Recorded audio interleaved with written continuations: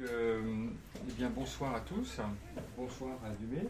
Bonsoir. Merci d'être venu ici dans la librairie Almora pour la présentation du livre qui a été publié en septembre dernier chez Almora, donc Expérience Zen de Dumais Anthony, qui est ici avec nous.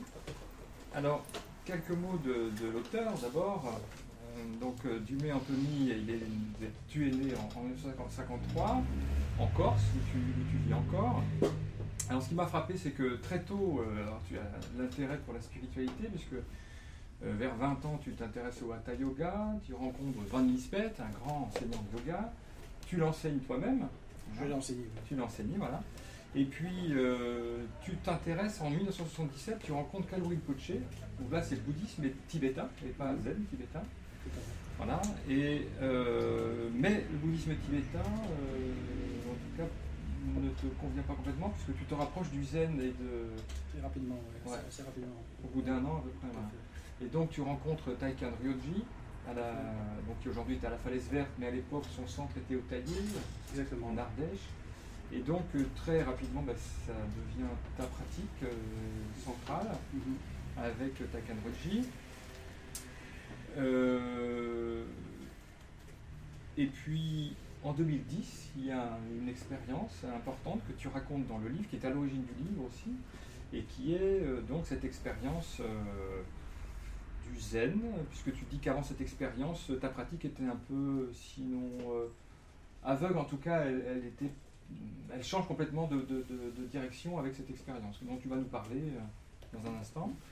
Tu ouvres un centre zen en Corse à ce moment-là, suite à cette expérience, donc c'est vraiment très très fort chez toi, ça te donne l'envie, le désir d'enseigner. Donc le centre s'appelle le Zendo de la Fontaine, près d'Ajaccio. C'est exactement. Voilà. Et où tu reçois donc des amis. Ce sont plutôt des amis, effectivement, ou des connaissances qui viennent pratiquer. Voilà. Et puis bon, après, il reste un certain temps, c'est difficile de pratiquer longtemps et l'assiduité, je dirais, fait un peu défaut. Oui. Et le zen, ça demande une certaine assiduité, sinon... Alors en 2015, tu prends ta retraite, tu étais ingénieur dans une grande entreprise de traitement de l'eau, donc tu prends ta retraite, et ce qui te donne du temps, et donc tu écris ce livre. J'écris aussi dans le domaine de l'imaginaire, mais on va pas en parler. Oui, tu as écrit deux livres, c'est ça? J'en ai trois. Trois livres qui sont essentiellement la science-fiction, fantastique. Et puis effectivement, j'ai écrit Expérience Zen. Ça me tenait à cœur de le faire, puisque cette expérience était très importante pour moi, et je sais pas, j'ai fini par m'y mettre, peut-être parce que j'étais à la retraite, peut-être parce que j'avais du temps, et je me suis dit, une fois que je suis lancé, voilà. Alors nous, on a reçu ce manuscrit par la poste, en fait, on ne te connaissait pas, et déjà c'était un manuscrit sur le zen, et moi j'ai pratiqué le zen avec des disciples des Shimaru, donc tout ce qui a trait au zen, tout d'un coup ça m'intéresse. Et en ouvrant ce livre, ce manuscrit à l'époque, ce qui m'a frappé tout de suite, c'est l'authenticité en fait du texte. C'est-à-dire que c'était pas un texte. Il y a une grande connaissance de la tradition du zen, mais il y a surtout quelque chose qui vibre. Il y a une vraie. Enfin, j'ai trouvé il y avait une véritable expérience de ce dont parlent les textes des grands maîtres zen. Et c'est ça qui m'a frappé. C'est tout le long, vraiment dans tout le livre, il y a c'est la présence d'une véritable expérience, comme si on avait vraiment. On ne se contente pas de lire des textes, on a vraiment l'essence, enfin en tout cas c'est le sentiment que j'avais, et donc on a avec Claude Barre aussi qui s'intéresse au zen, on a le directeur d'Almora, on a tous les deux accroché avec ce texte, et voilà, je trouve que c'est un livre vraiment excellent, excellent parce qu'il va à la racine du zen, au cœur du zen, c'est-à-dire à cette expérience qui donne le titre au livre, l'expérience zen, et qui s'appelle Kensho, Kensho, Satori, voilà, dont tu dois nous parler maintenant. Donc ce que je vous propose, c'est que Dumais présente son livre pendant une demi-heure, trois quarts d'heure, et ensuite il y aura la place pour des questions avec l'auteur, et enfin une signature du livre si vous le souhaitez. Vous êtes d'accord, ça va comme ça? Ok. Donc je te donne la parole. Ok. Bon. Oui, en fait, je vais présenter le livre, je ne vais pas faire une conférence sur le zen. Je ne suis pas un érudit du zen, je le pratique. Et je dirais que je connais le zen par ma propre expérience. Et bien entendu, j'ai lu sur le zen, mais là, je vais parler donc de l'expérience zen. Le mot expérience est au singulier, parce qu'il s'agit en l'occurrence là d'une expérience singulière, parce qu'on fait beaucoup d'expériences dans le zen. On en fait des merveilleuses. Quelquefois, on a l'impression de vivre des choses extraordinaires. Mais cette expérience a ceci de particulier, c'est qu'elle a 2 dimensions. Et ça, c'est essentiel, c'est de comprendre que l'expérience est à la fois visionnaire, en ce sens qu'il y a toutes les modalités sensorielles qui sont actives, mais qu'il n'y a pas nécessairement, je dirais, la vue n'est pas forcément, ce qui est vu n'est pas forcément rattaché à la vue, ce qui est entendu n'est pas forcément rattaché à l'ouïe. On peut dire d'une certaine façon qu'on peut voir avec ses oreilles et entendre avec ses yeux. J'expliquerai tout à l'heure pourquoi, et puis peut-être à l'occasion de questions, si vous voulez. Donc cette expérience a été pour moi essentielle, et je dirais que tout le livre est construit à partir de cette expérience. C'est-à-dire que si cette expérience n'avait pas eu lieu, il n'y aurait pas eu ce livre, c'est clair. Donc je commence... évidemment, je vais poursuivre pour faire simple la table des matières. Alors, en avant-propos, évidemment, je dis que j'ai fait cette expérience, ce qu'elle signifie, c'est-à-dire un peu ce que je vous ai expliqué sans rentrer dans les détails. Dire qu'il est important que cette expérience, si c'est possible, ce n'est pas toujours le cas, soit confrontée à l'examen d'un maître zen, qualifié. C'est-à-dire qualifié qui ait déjà connu cette expérience. Et alors, il faut savoir que c'est très difficile de trouver des maîtres qualifiés pour ce type d'expérience. Quelquefois, ils vous disent ouais, bon, ils sont pas toujours très sûrs d'eux. Non. Pourtant, il existe des moyens de le vérifier. Et donc, d'une certaine façon, on est un peu seul à partir de cette expérience.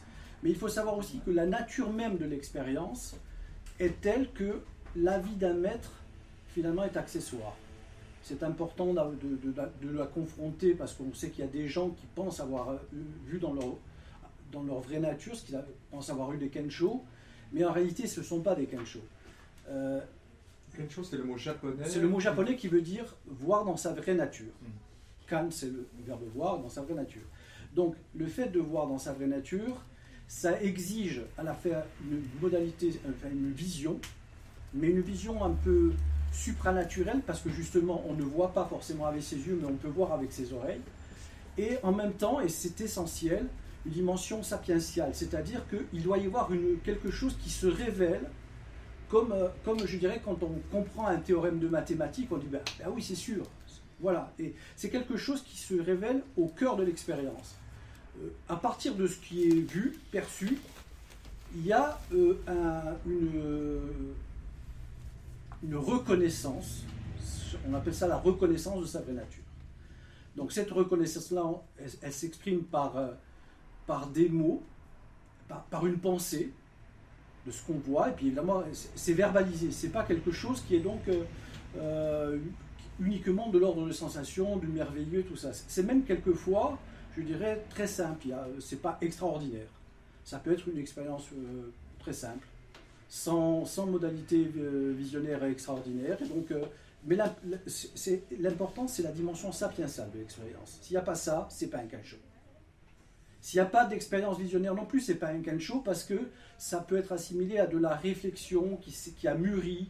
On a commencé à comprendre les choses, et puis ça devient de plus en plus sûr. Et après, on pense comprendre, on comprend, mais ça reste quelque chose d'intellectuel. Et là aussi, il y a des moyens de vérifier si c'est une dimension strictement intellectuelle ou si c'est quelque chose qui relève de l'expérience zen. Donc, le livre, évidemment, part sur cette base-là, c'est le cœur du livre.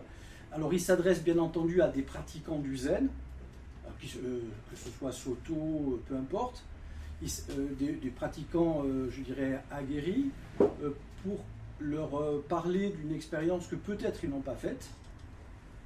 Et puis aussi, ça s'adresse également à des gens qui sont simplement intéressés par le zen, même sans le pratiquer, parce que bon, tout le monde parle du zen, que genre c'est cool, c'est super, bon. Mais en fait, c'est quelque chose, le zen est très mal connu. Et puis, bon, voilà, c'est tout. Donc ça, c'était important au départ de cadrer le livre. Donc j'exprime aussi que ce n'est pas un livre érudit, c'est-à-dire que vous n'allez pas trouver dans ce livre, je dirais, des références à plein de maîtres zen, etc., tout ce qui est le zen en général. Il y a quand même des références à certains maîtres. Il y a effectivement des références Queen, à Queen, qui est effectivement le réformateur du Zen Rinzai. Bon, parce que effectivement, je suis un pratiquant du Zen Rinzai. Je dirais que je connais évidemment le Zen Soto, mais je ne l'ai jamais pratiqué. Donc ça, c'est mon expérience, elle est liée au Rinzai. Et donc, on parlait tout à l'heure du contexte, parce qu'effectivement, il y a un contexte. Effectivement, rapidement, je me suis intéressé à la spiritualité en général. Mais je lisais beaucoup. Et plus on lit, plus on accumule des connaissances. Et après, on pense qu'on connaît beaucoup de choses. Et il y a une certaine arrogance qui se développait, parce qu'on a l'impression d'en savoir toujours un peu plus que les autres, et quelque part se sentir un peu supérieur. Et je me suis rendu compte que les discussions que j'avais, les connaissances que j'avais, en réalité, c'était une impasse. Et j'ai voulu avoir une connaissance plus directe. Et donc, à cette époque, je m'intéressais à la spiritualité venue d'Orient. C'était à l'époque comme je suis né en 53, donc j'avais 20 ans dans les années 70. Pour les anciens, on se souvient qu'à l'époque, il y avait les hippies, il y avait des gens qui récitaient des mantras. C'était je dirais, l'époque où la spiritualité battait son plein. Il y avait le New Age, etc. Les artistes de variété, ou même des artistes, des musiciens, ça, se convertissaient au bouddhisme, à l'hindouisme, à la scientologie, etc. Et donc, moi, j'ai décidé de me mettre au yoga, au hatha yoga. Et donc, j'ai commencé à pratiquer. Je me suis dit, tiens, je vais prendre un bouquin de yoga, et je me suis rendu compte que c'est très, très difficile de trouver. Donc, j'ai pratiqué sur les bases. Bonjour. Bonjour. Bonjour. J'ai pratiqué sur le hatha yoga d'abord avec des livres qu'on trouvait dans le commerce, qui étaient plus ou moins bien foutus. Donc, je rencontrais quelques professeurs pour voir s'il y avait des problèmes, si j'avais des difficultés dans la pratique. Enfin, je n'étais pas satisfait. Et puis finalement, je me suis mis j'ai correspondu assez rapidement avec André Van Lisbeth, que j'ai rencontré. Et donc j'ai pratiqué un peu avec lui, j'ai enseigné le hatha yoga. Et ce fut vers les années, en 1977 en fait, même 1977, que j'ai entendu parler d'un centre bouddhiste tibétain qui s'ouvrait. C'était dans la région de Toulon-sur-Arroux, je crois, en Bourgogne. C'est le premier. À l'époque, il y avait un château qu'on appelait le château de Plège, et il y avait le Kalo Rinpoche, le premier du nom, parce qu'il est décédé depuis, et il y a son Tulku qui lui succède. Un Tulku, j'expliquerai tout à l'heure, ça s'appelle un Nirmanakaya, c'est une émanation. Enfin bref, je ne vais pas rentrer dans le bouddhisme tibétain, c'est peut-être pas nécessaire. Donc j'ai rencontré le Kalo Rinpoche, avec qui j'ai pris refuge. Et j'ai tout de suite, à partir du moment où j'ai pris refuge, j'ai eu le droit, parce que tant qu'on ne prend pas refuge, on n'était pas autorisé à suivre les enseignements. Donc j'ai suivi les enseignements du bouddhisme tibétain, de l'école du Karmapa. Et à peu près une année, j'ai fait également une retraite au château de Plège. À l'époque, maintenant je sais que ça a beaucoup évolué, ça s'appelle Karyuling. C'est toujours Karyuling. C'est toujours Karyuling. Alors j'y suis plus retourné depuis très longtemps, je sais. Et donc j'ai fait une retraite qui s'appelait Powa, qui veut dire en fait transfert de conscience utile au moment de la mort. Alors j'avais entendu parler de cette pratique par des bouquins que je lisais à l'époque sur le Bardo Todol et le yoga tibétain. Et donc j'ai fait cette retraite-là, et je dirais donc il y avait un lama qui nous enseignait et 2 traductrices, et on était en retraite, et c'était assez dans le silence complet. Et au terme de cette retraite, je suis rentré chez moi, je devais faire un certain nombre de pratiques. Et au bout de ces pratiques, j'ai fait une expérience que je ne connaissais pas. C'était tout à fait bouleversant, puis c'était vraiment extraordinaire. Évidemment, ça m'avait interpellé. Et j'ai rencontré ensuite André Van Lisbeth lors d'un stage, et je lui en ai parlé. Et il m'a dit, tu as ouvert un chakra. Moi, j'avais entendu parler des chakras, tout ça, mais je ne savais pas ce que c'était. Bon, mais il me dit, mais c'est fréquent, tout ça, bon, ok. Et moi, ce que je trouvais, c'était qu'effectivement, c'était une pratique, c'était une expérience extraordinaire que je pouvais renouveler à l'envie, je dirais, mais qui était une forme de voie de garage, et en plus qui m'isolait du reste de ma famille. Parce que lorsque vous ouvrez ces centres d'énergie, vous avez la possibilité de faire des expériences où vous pouvez vous passer de femme, vous pouvez ça devient, je dirais, un yogi disait pourquoi rechercherait une femme puisqu'elle est en moi. En fait, vous éveillez, alors on parlait de l'éveil de la Kundalini, vous avez éveillé cette chose-là, et évidemment c'était extraordinaire. En même temps, je savais qu'elle m'isolait à la fois de ma famille et que j'étais toujours à la recherche. Je voulais encore la reproduire, et d'une certaine façon, je me rendais compte que j'entrais dans une voie de garage parce que ça ne me rendait pas. J'avais pas encore, il me manquait encore quelque chose, je ne sentais pas, ça ne me convenait pas. Et donc assez rapidement, je me suis intéressé, c'était à peu près à la même époque, je me suis intéressé au zen. En fait, j'avais un ami qui pratiquait l'aïkido, qui m'avait parlé d'un centre zen dans les environs de l'Ardèche, où j'habitais pas très loin. Et donc j'ai rencontré Taiken Joji à ce moment-là. La première fois, il faisait régner dans son centre une discipline monastique hyper dure. J'étais pas autorisé à le voir en sanzen. Sanzen, c'est l'entretien particulier qu'il y a avec le maître. Et donc, j'avais pas le droit de le rencontrer. Donc, moi, il me disait de pratiquer. À l'époque, je pensais aussi pouvoir pratiquer les koans, mais pas du tout. Il n'avait pas donné de koan. Il m'avait donné ce qu'on appelle le susokan, c'est-à-dire le compte cyclique des respirations. Alors, moi, j'étais un petit peu déçu, mais bon, je peux faire autrement. Et la session suivante, là, j'ai pu le rencontrer. Et en fait, quand je l'ai rencontré, je me suis rendu compte que finalement, j'avais pas plus de questions à lui poser. Alors, je lui ai posé une question bateau, comment fait-on pour réaliser sa nature de Bouddha? Et il m'a dit en pratiquant Susokan. Et qu'est-ce qu'il allait me dire d'autre? Oui, bon, ok. Et puis, c'était aussi extrêmement dur parce que je ne sais pas si vous avez pu pratiquer avec des maîtres dans mon monastère, c'est que tu es quelqu'un d'extrêmement rigoureux, et donc finalement j'ai fini par... en plus j'étais en Corse à ce moment-là, c'était difficile de repartir faire zazen en Seychine avec lui, et donc j'ai continué à travailler seul.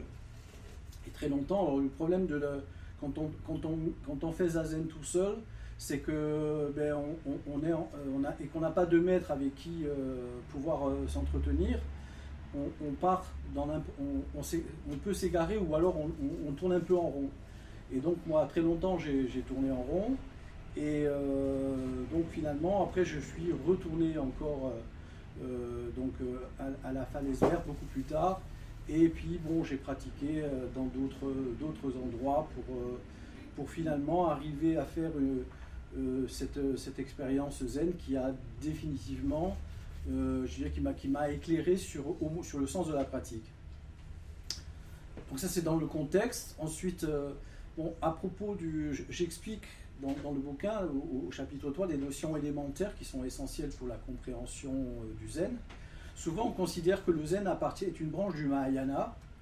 En fait, le zen effectivement depuis le sixième patriarche, Huineng, il est intégré au Mahayana, il en fait partie, mais en réalité il existe 5 formes de zen.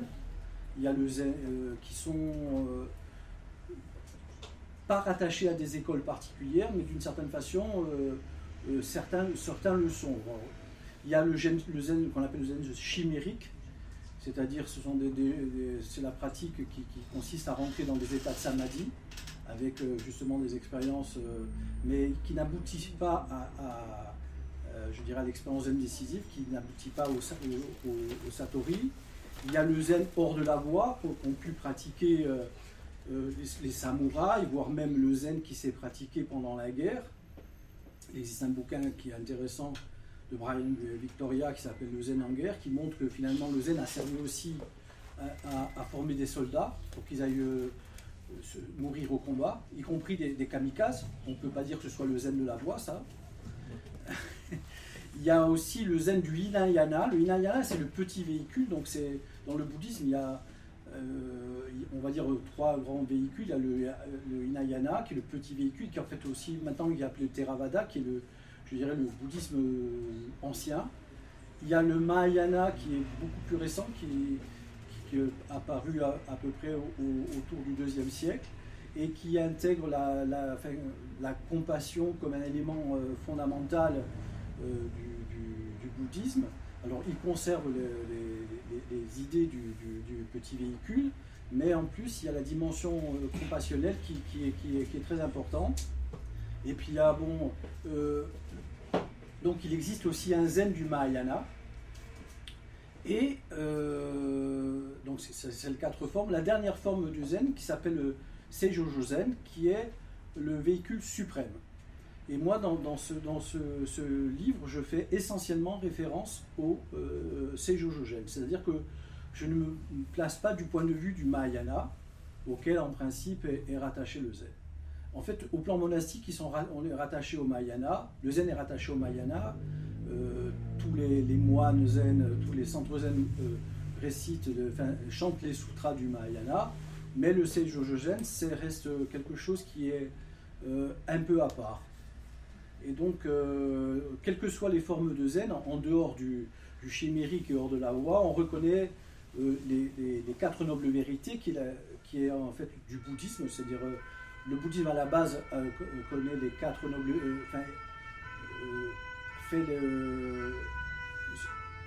se base sur 4 vérités fondamentales qui sont donc la vérité sur la souffrance, sur l'origine de la souffrance. En fait, le Bouddha ne s'est intéressé qu'à la souffrance et la manière d'y mettre fin. Donc la première noble vérité, c'est la vérité sur la souffrance, la vérité sur l'origine de la souffrance, la noble vérité sur l'origine de la souffrance, la noble vérité sur la fin de la souffrance, c'est-à-dire qu'il existe quelque chose qui n'est entre guillemets, qui n'est pas de ce monde, qu'on appelle, vous connaissez tous entendu parler du nirvana, donc la fin de la souffrance, c'est le nirvana. Et la 4e et dernière noble vérité, c'est le chemin qui mène à la fin de la souffrance, le chemin qui mène à nirvana.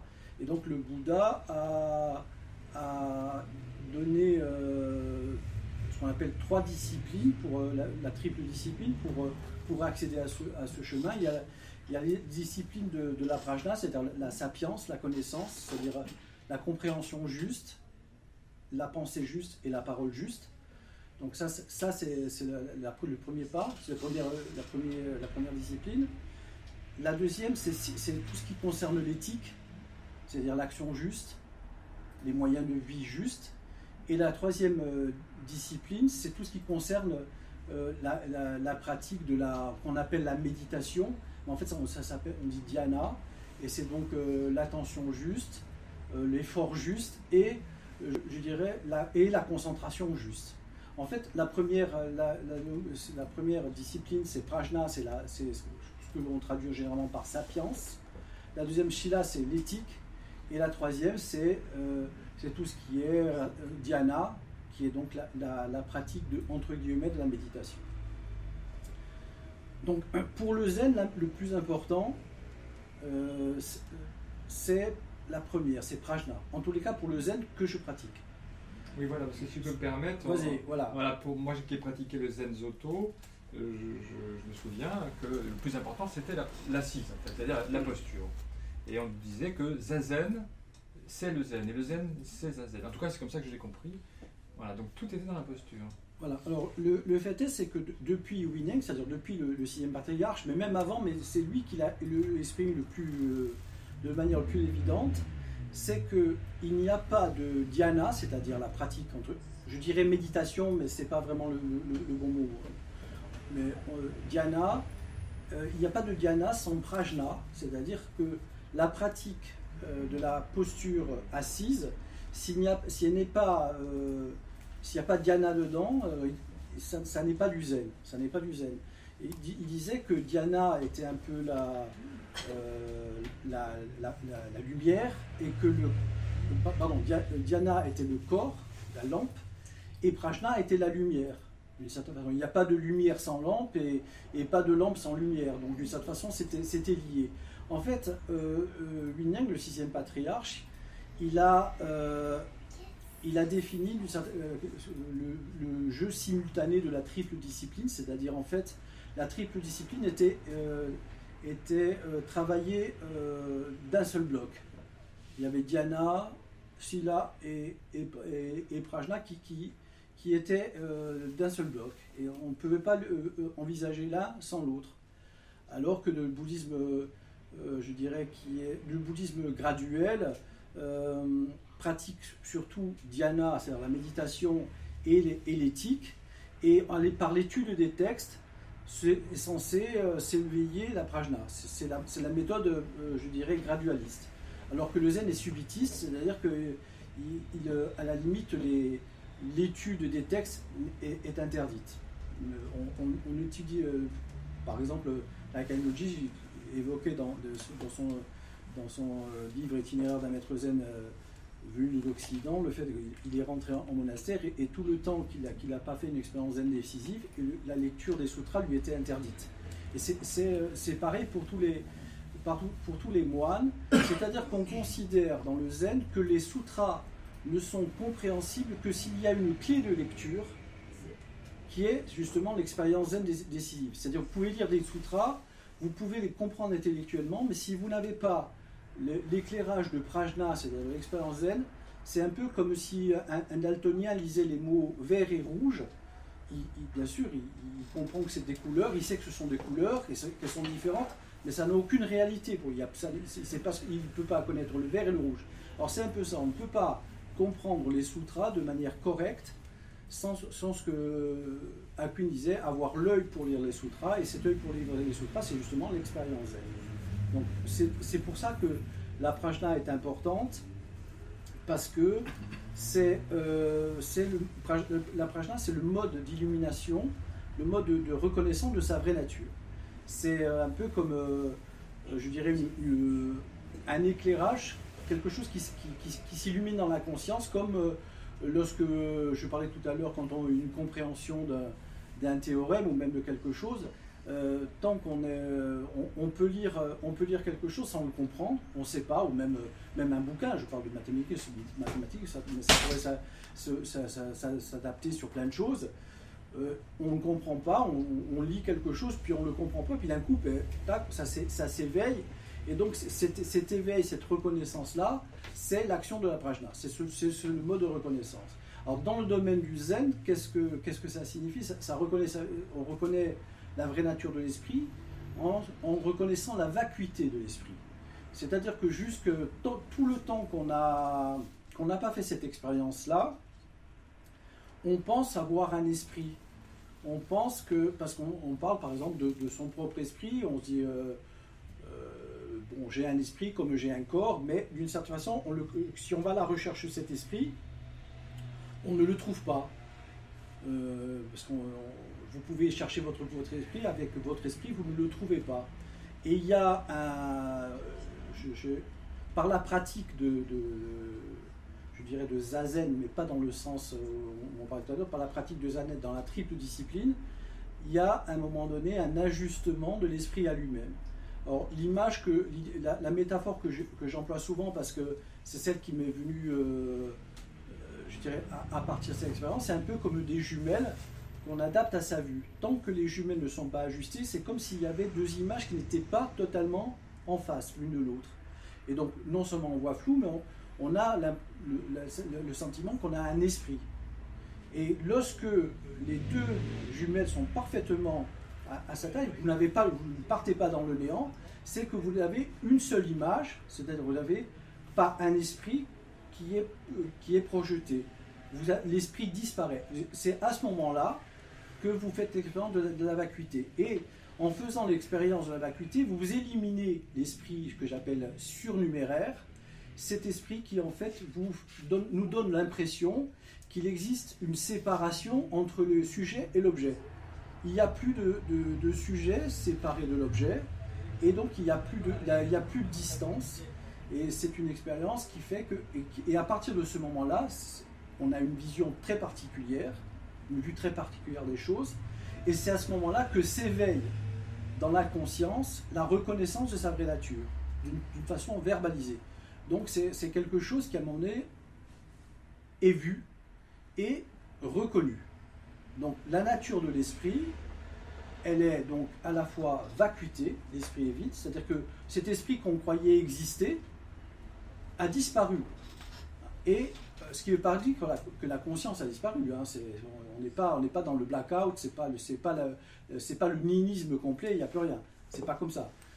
Et ensuite, il y a donc avec cette disparition, la disparition de toute la distance qu'il y a entre les choses, à la fois la distance entre le sujet et l'objet, mais également les distances je dirais, entre la Lune et la Terre, par exemple. Ça disparaît. Alors ce sont des choses qui sont difficiles à imaginer. C'est pour ça qu'on les appelle des visions supranaturelles. Parce que on s'imagine mal pouvoir aller prendre un caillou sur la Lune. Mais un des koans secondaires peut être, sans te déplacer, prends-moi un caillou sur la Lune.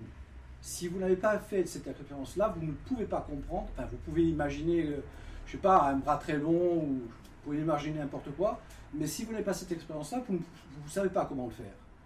Et lorsque vous êtes confronté à un maître zen qui vous pose des questions, des koans, je dirais, de cette nature-là, c'est justement pour vérifier, il va vérifier si vous avez fait l'expérience de la vacuité ou pas. D'ailleurs, c'était en rencontrant un maître zen au centre de la falaise verte, Taitsu Kono-Roshi, c'est à cette occasion, dans le livre que vous racontez cette expérience, puisque vous lui avez posé une question, il répond en citant un autre maître japonais, maître Daito Kokushi, il répond cette phrase: c'est en comprenant que sa vraie nature est vide que l'on réalise que le monde entier et soi en fait ne font qu'un. Et vous dites que c'est en entendant cette phrase sur l'unité du monde et finalement du sujet Effectivement, donc en fait il y a eu dans le livre je raconte d'autres expériences, en particulier celle du lâcher prise lors d'une séchine de Rohatsu. Rohatsu, c'est une séchine qui est très longue, qui fait 8 jours, mais on fait zazen 11 heures par jour. En fait, on se lève à 2h30 du matin et on se couche à minuit, et on fait des séances de zazen de 40 ou 40 minutes, entrecoupées de kinine. On mange, on dort par à coup. Au début, c'est hyper crevant, mais très rapidement, on finit par s'endormir pratiquement dès qu'on s'allonge, on dort. Et puis on est réveillé une demi-heure après, on refait zazen, etc. Donc j'ai fait une expérience difficile lors de ce Rohatsu-là que je raconte. Et effectivement, j'avais fait une expérience de lâcher prise où j'avais pu dépasser la douleur. Donc je ne ressentais plus de douleur, je ne ressentais plus de... En fait, j'allais dire, j'étais presque sur un petit nuage, comme d'une certaine façon. Et le maître qui m'avait dit, effectivement, c'est une expérience importante. Et j'aurais pu, si j'en étais resté là, considérer que c'était une expérience majeure. Évidemment, c'est important de faire des expériences de cette nature-là, lâcher prise pour savoir ce que ça représente. D'ailleurs, à partir de cette expérience-là, il est assez facile de retrouver comment dépasser la douleur quand on est lorsqu'il y a une douleur vive, comme une brûlure, etc. On peut facilement la dépasser. Et donc, si j'en étais resté là, j'aurais pensé que finalement c'était super, c'était très bien. Mais bon, j'étais de naturel insatisfait. Je savais que j'avais pas touché ce que je cherchais. Et ensuite, je me suis retrouvé à la falaise verte. et à l'occasion effectivement de la venue, c'était en 2010, de la venue de Tetsu Konoroshi, qui était à l'époque je dirais le supérieur de toute la branche Myoshinjin du Zen Rinzai. Il était à la tête de 3000 centres et temples et monastères. Donc il était venu pour inaugurer le Zendo. Et je fais effectivement à ce moment-là l'expérience de la, je sais pas, peut-être l'allure, non, je fais cette expérience. Tu veux peut-être dire quelque chose? Non, Ah, d'accord, ok. De cet ajustement de l'esprit lui-même, où à un moment donné, je me suis retrouvé où j'avais c'est comme si toutes les distances avaient disparu, et sans me déplacer, je pouvais toucher le commencement de l'univers. Et là, quelque chose, c'est quelque chose qui a surgi de moi. Il n'y a pas d'esprit. Et c'est quelque chose je comprenais pourquoi, mais qui, au sortir de l'expérience, me choquait, parce que dire, l'esprit, pour moi, ça a toujours existé. Tout le monde parle de l'esprit, il n'y a pas d'esprit. Je pensais avoir fait ce qu'on appelle un makyo. Les makyo, j'en parlerai après, ce sont des expériences un peu fantasmagoriques qui peuvent apparaître notamment lorsque la concentration est intense. Et je dis, bon, j'ai dû faire un super makyo, mais en même temps, tout le monde fait des makyos, j'en ai fait plein. Et c'était différent parce qu'il y a eu quelque chose, quelque chose de l'ordre de la reconnaissance, une pensée qui n'était jamais arrivée dans le makyo. Et cette pensée, elle m'avait troublé. Je ne comprenais pas pourquoi, le trouvais, l'esprit avait disparu. Et évidemment, je ne pouvais pas en parler. Et un peu après cette séance de Zazen, il y a eu une séance de questions-réponses entre Tetsu Konoroshi et d'autres qui étions là. On était plusieurs qui étaient présents. Et il y a une personne qui a posé la question en disant vous avez expliqué, parce qu'il avait fait plusieurs enseignements, donc je fais un peu court, hein. Vous avez expliqué que lorsqu'on fait Zazen, on doit être complètement retourné sur soi, avoir coupé d'une certaine façon tous les liens avec je dirais, le monde objectif. Et alors qu'on nous explique au contraire qu'il faut être ouvert à tout, qu'il faut être conscient avec, vous savez, la fameuse méditation de la pleine conscience. Alors expliquez-nous ce que ça veut dire. Alors, à ce moment-là, il a parlé de la légende de Untun, dont je vais vous dire juste quelques mots.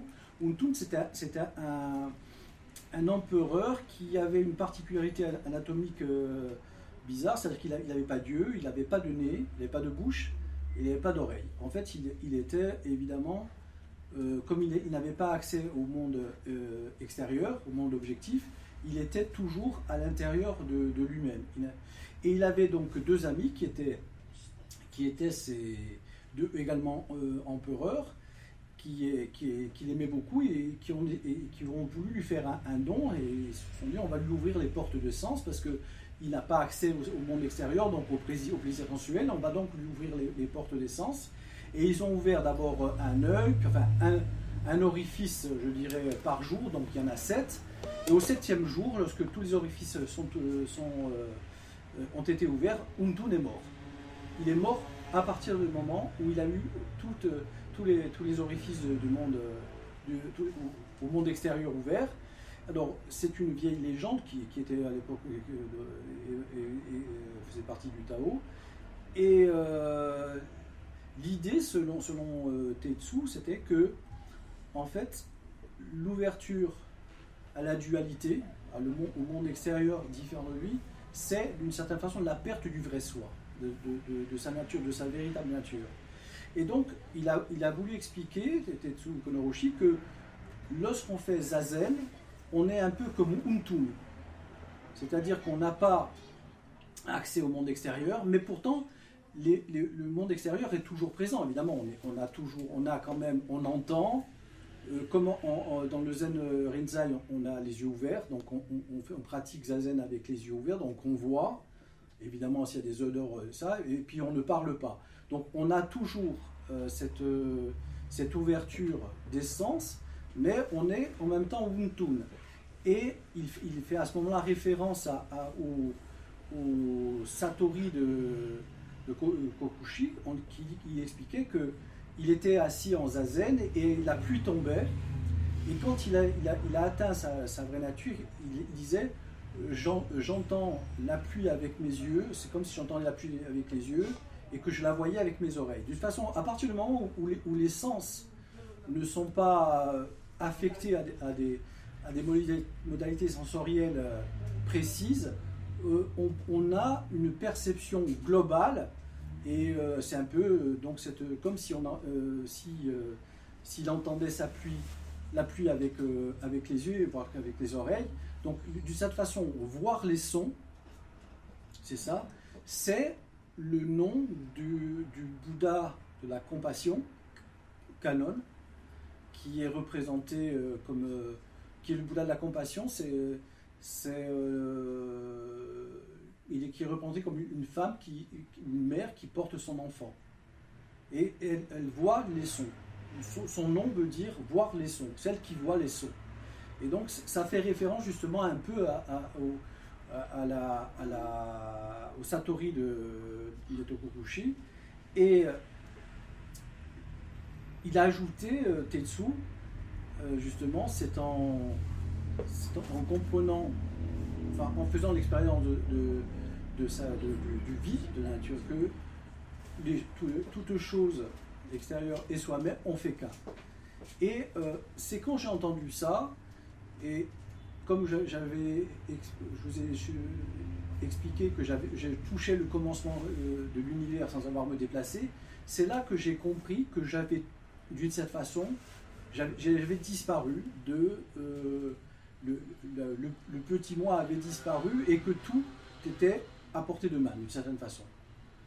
Et c'est donc l'expérience que je raconte et qui pour moi était a tout bouleversé. Alors évidemment, raconter comme ça c'est pas très parlant, mais en fait d'une certaine façon ça m'a permis de comprendre ce que t'est la vacuité.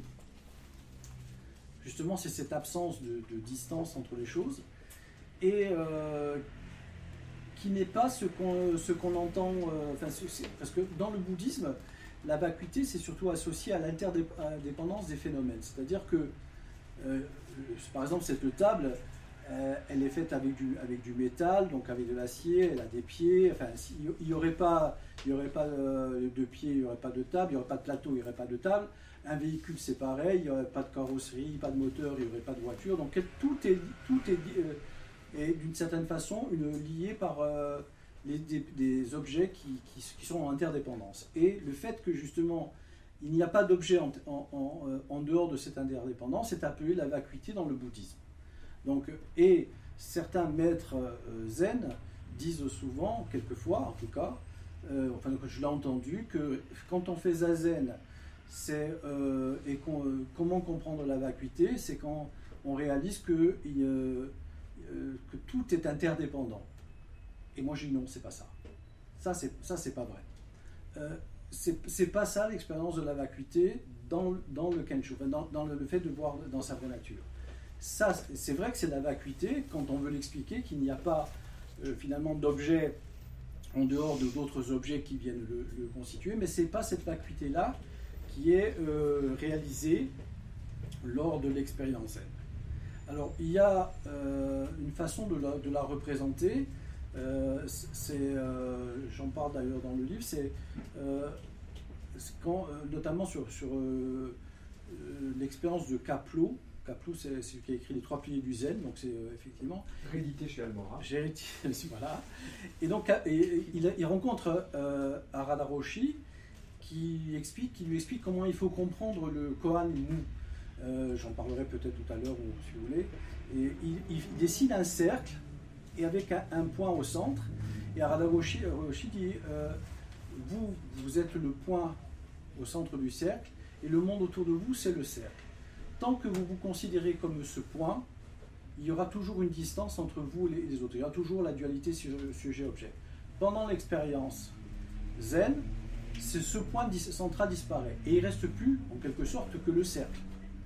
Et c'est le cercle qui est représenté comme qu'on appelle Enzo, qui est un cercle vide à l'intérieur, c'est le symbole de la vacuité. Alors, le fait est, c'est que cette vacuité-là, on se la représente comme un espace. Par exemple, si j'ai mes deux mains qui sont éloignées comme ça, l'espace entre mes mains, on peut dire qu'il est vide. Mais en fait, il est vide, oui, mais le vide, il est plein de lui-même, plein de sa propre vacuité. C'est une représentation du Madhyamaka et le Madhyamaka, il y a deux écoles. Il y a Paul Senton qui dit que cette vacuité-là est vide de tout ce qui n'est pas elle-même. Donc il n'y a que le vide d'une certaine façon. Mais c'est les mains qui sont séparées comme ça, c'est l'espace. Il y a l'autre forme de Madhyamaka qui est qui dit que que la vacuité est vide d'elle-même. Alors je rapproche mes mains et là j'ai éliminé la vacuité, j'ai éliminé l'espace. On va dire c'est bon, les deux mains se touchent, c'est pareil, la vacuité est vide d'elle-même. Mais c'est encore insuffisant.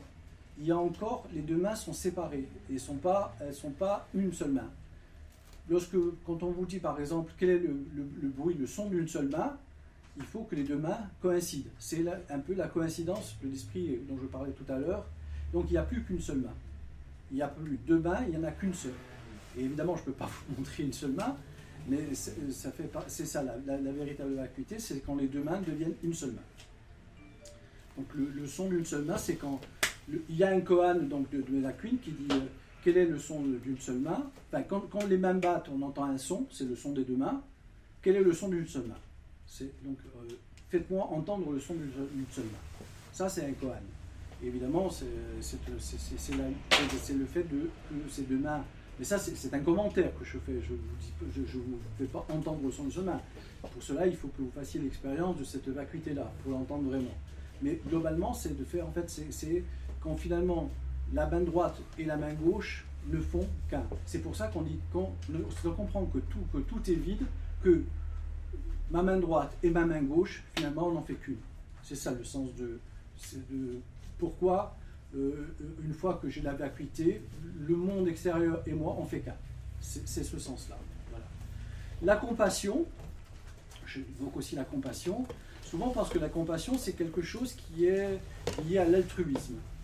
Et qu'on veut, finalement, on veut aider l'autre sans attendre une contrepartie. C'est un sentiment d'altruisme qui a été, qui date de quelques années, qui a toujours existé d'une certaine façon, mais qui a été théorisé par Auguste Comte, je crois. Et souvent, on retrouve cette idée-là dans certaines, même chez certains bouddhistes, dont je tairai le nom, mais je dirais où effectivement, être compatissant, ça veut dire faire du bien à l'autre. En réalité, la compassion bouddhique, c'est la vacuité. C'est-à-dire que quand soi-même et l'autre, on fait qu'un. C'est exactement la chose. Quand vous faites l'expérience de la vacuité, vous faites nécessairement l'expérience de la compassion. C'est-à-dire que la compassion dérive de l'expérience de la vacuité. C'est ça, la compassion au sens du bouddhisme. C'est pas forcément. Ça peut être aussi, évidemment, l'altruisme, ça n'empêche pas de faire de l'altruisme, mais la compassion, c'est ça. C'est pareil pour l'omniscience. On dit que le Bouddha est omniscient, c'est la même chose. En fait, tout dérive, c'est-à-dire que si vous voulez, mettons que ma main soit à l'autre bout de l'univers et moi j'ai cette main-là, je suis cette main-là, mais s'il a disparu, je connais ce qui est à l'autre bout de l'univers, parce que justement, l'autre bout de l'univers et moi-même, on fait qu'un. Donc ça aussi c'est pareil. Toutes les sagesses du Bouddha, compassion, omniscience, etc., tout ça dérive de l'expérience de la vacuité. C'est-à-dire, voilà, ça c'est important. Après, j'évoque l'histoire du karma. On va pas rentrer dans le détail parce que je sais pas. Ça fait 3 quarts d'heure. Oui. Ah ben bon, bien. Voilà. Bon voilà. Ça passe vite, oui. Merci beaucoup. Ouais, je t'en prie, c'est pas évident. Et peut-être c'est l'occasion d'avoir quelques questions, quelques précisions sur l'expérience, sur le zen. Alors moi j'ai une question, j'ai peut-être mal suivi, mais vous avez parlé de l'expérience elle-même, la fameuse expérience? Dans le livre? Non, là, ce soir. J'en ai dit quelques mots, mais Eh ben oui, j'en ai parlé. Oui. Mais j'ai pas tout détaillé, mais oui, j'en ai parlé.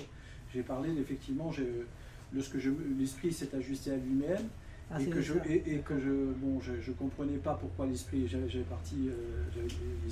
trouvais il n'y avait plus d'esprit, il n'y a pas d'esprit, donc ça me choquait je dirais le sens commun, parce que j'étais persuadé qu'il existait un esprit, et voilà. Mais vous pouvez décrire ce que vous viviez vraiment à ce moment-là, votre rapport au temps, à l'espace, à autrui, à votre corps. Je peux le décrire, mais je crois que je voulais vous inviter à lire le bouquin. D'accord. Parce que c'était. Je veux pas vous le dire. Eh oui, sinon on n'achète pas le bouquin. Non, mais c'est pas que je veux pas vous le dire, mais bon, tout est détaillé dans le bouquin, donc c'est pour ça. Et c'est difficile de parler de tout ça. Tu avais quand même dit que c'est une expérience de non-dualité tout à fait. entre le sujet et l'objet, on devient un avec le monde. Tu as pris aussi cet exemple du cercle que je trouve très parlant, c'est-à-dire que l'expérience, c'est quand le point du cercle disparaît et qu'il n'y a plus que le cercle. Donc le moi, c'est ça, le moi. C'est ça. Le point de vue du moi disparaît et il n'y a plus que ce qui est. Enfin, moi j'ai une question. Dans cet état-là, sans que vous le décriviez en détail, est-ce que vous aviez encore des interrogations sur le sens du monde? Est-ce que vous posiez des questions sur Alors, des questions métaphysiques, des questions existentielles? Les questions métaphysiques, je me suis posé très, très rapidement quand j'étais jeune et en lisant beaucoup. Et effectivement, à partir de cette expérience, il y a un certain nombre de choses qui se sont éclairées en moi, et notamment, c'est pas une expérience qu'on peut retrouver dans une espèce de grâce qu'on peut avoir lors des expériences de samadhi.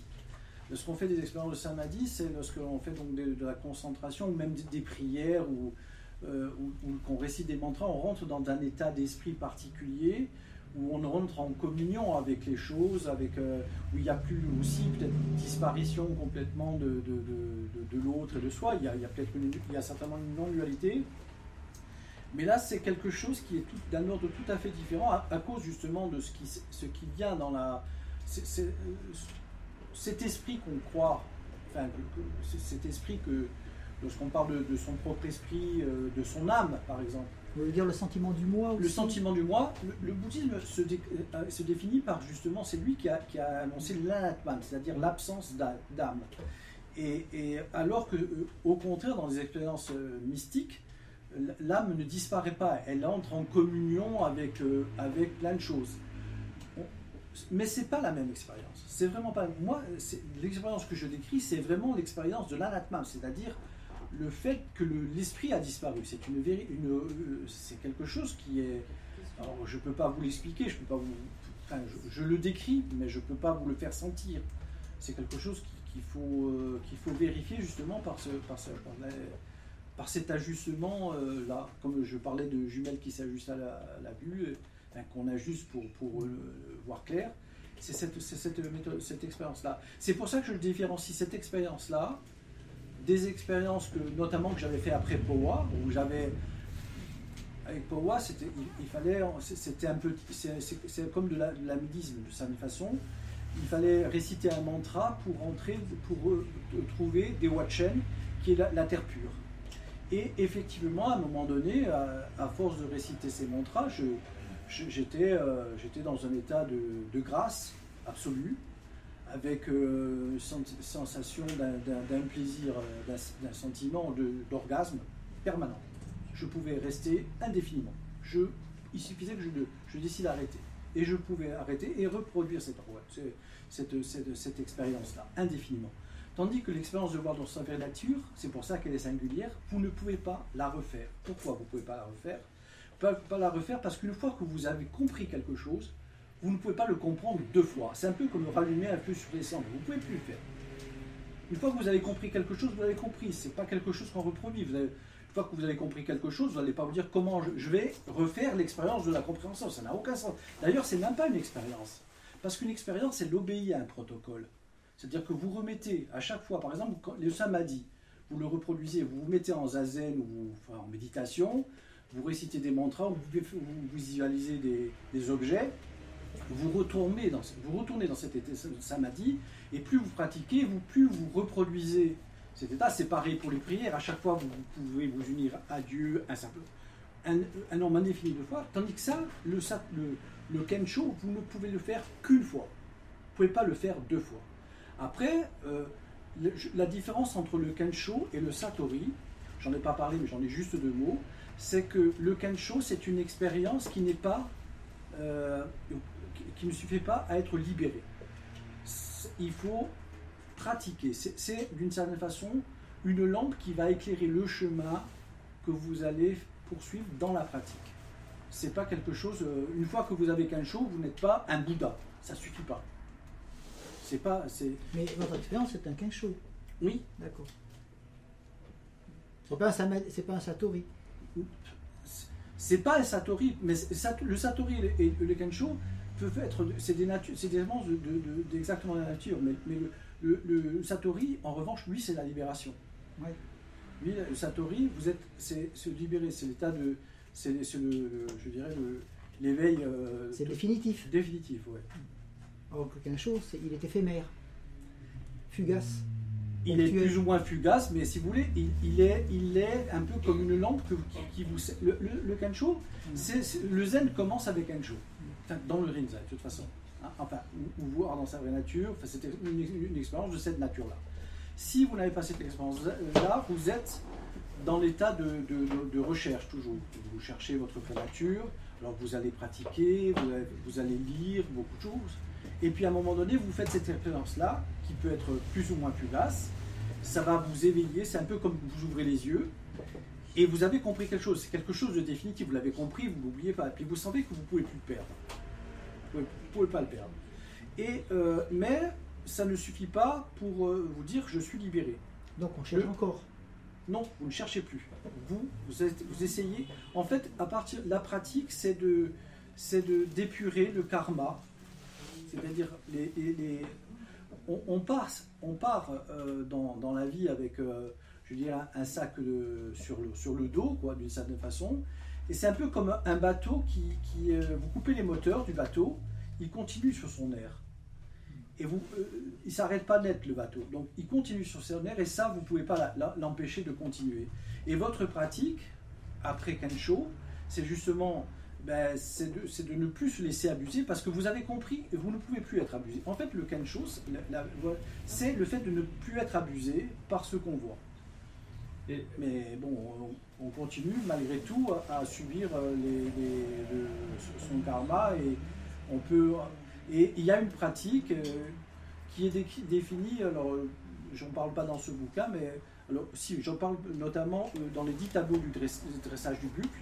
Qui se trouve à la fin, qui est justement la pratique, après Kensho. Et aussi, qui est aussi les 4 portes du connaître de l'esprit éveillé sur autre chose de Hakuin.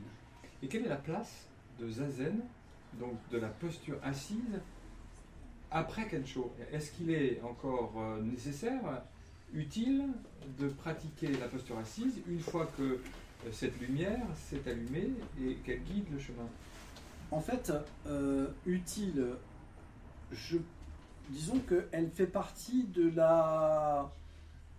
Parce que lorsqu'on fait Zazen, on reconnaît une certaine sagesse du corps. C'est-à-dire que l'esprit, le mental, je préfère parler du mental, le mental, il continue de bouger, on peut entrer très facilement en colère, on peut se mettre en colère, on peut se faire non pas abuser par la connaissance des choses, mais on peut être encore sensible au monde qui nous entoure et être affecté par lui. Et Zazen, c'est à un moment donné, on décide finalement de dire bon, stop.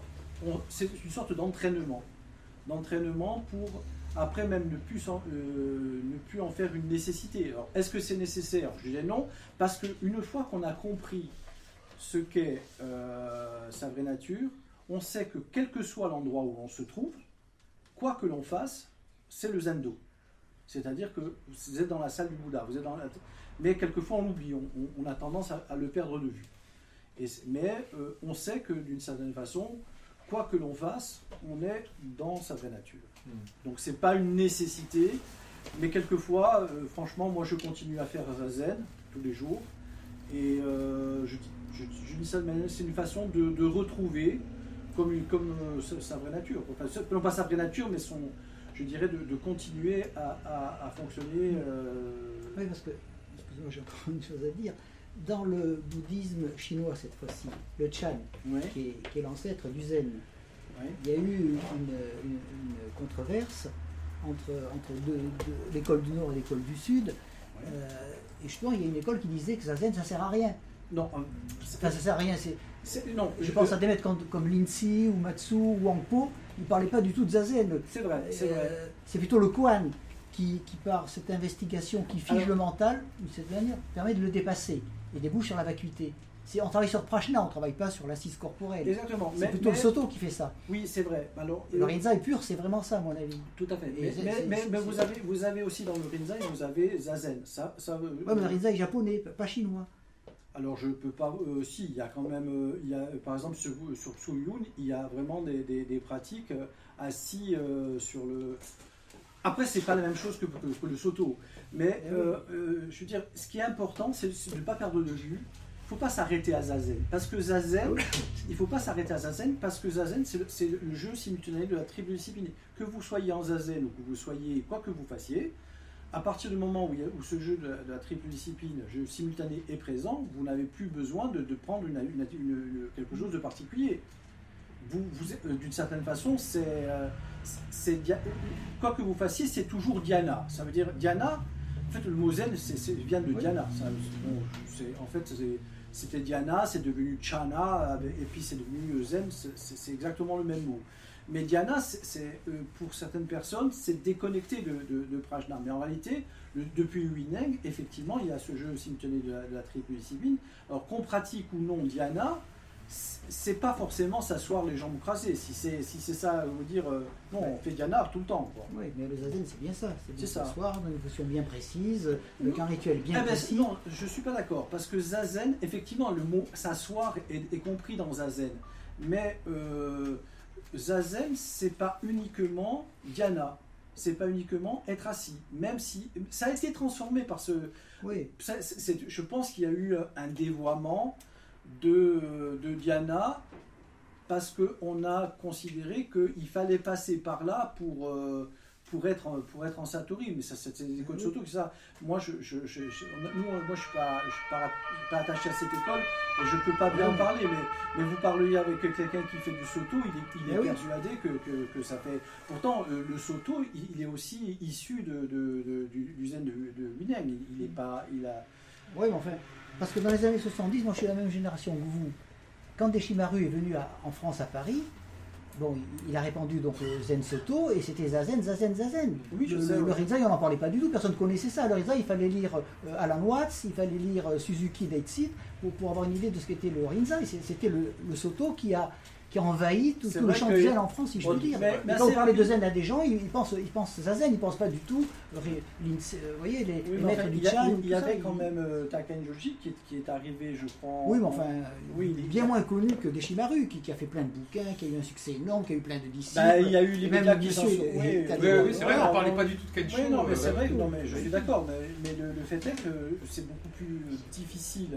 Le Zen Rinzai est plus difficile de pratiquer, déjà parce que là où il était enseigné, Taken Joseph fait régner une discipline qui est beaucoup plus difficile à suivre, peut-être. Enfin, je sais pas, je peux pas parler du Soto, je suis mal à l'aise pour en parler parce que je ne connais pas, évidemment j'en ai entendu parler, mais bon, en fait, moi je ne veux pas faire de scission entre le Soto et le Rinzai.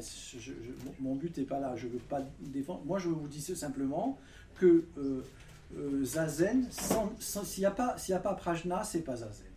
Pour moi, s'il n'est pas éclairé par une vue, par justement une expérience de voir sa vraie nature, le zen n'est pas là. Vous êtes dans la pratique, vous êtes dans dhyana, mais il n'y a pas prajna. Donc s'il y a dhyana sans prajna, vous pouvez être assis en lotus, parfait, tout droit, pour moi, c'est pas zazen. Enfin, de mon point de vue. Il y a une question dans le fond là-bas d'une jeune personne. J'ai bien aimé le moment où vous avez raconté la première fois que vous avez vu la nature de votre esprit, et j'ai trouvé que c'était intéressant parce qu'il y avait ce paradoxe en fait où vous n'avez pas compris tout de suite en fait ce qui vous arrivait. Et je trouve que ça c'est vraiment intéressant parce qu'on a toujours cette idée que c'est l'individu qui va s'éveiller, et finalement l'éveil c'est quelque chose, c'est soi-même, mais c'est aussi au-delà de soi-même. Donc il y a ce paradoxe-là. Mais moi, ma question, c'est par rapport à Donc là, vous avez dit, vous avez fait la différence entre le Satori et la première vision du soi. Mais qu'est-ce qui fait la différence en fait? Est-ce que c'est pas justement la compassion? Est-ce que c'est pas l'incarnation de cette... La différence, c'est qu'avec Satori, vous êtes libéré. Avec Kensho, vous n'êtes pas libéré. Vous n'êtes pas libéré des passions. C'est-à-dire qu'avec Kensho, vous pouvez continuer à éprouver des passions, je dirais, qui peuvent quelquefois vous faire souffrir. Vous pouvez... il y a dans la pratique, après Kensho, Hakuin en parle et dit « briller à travers ».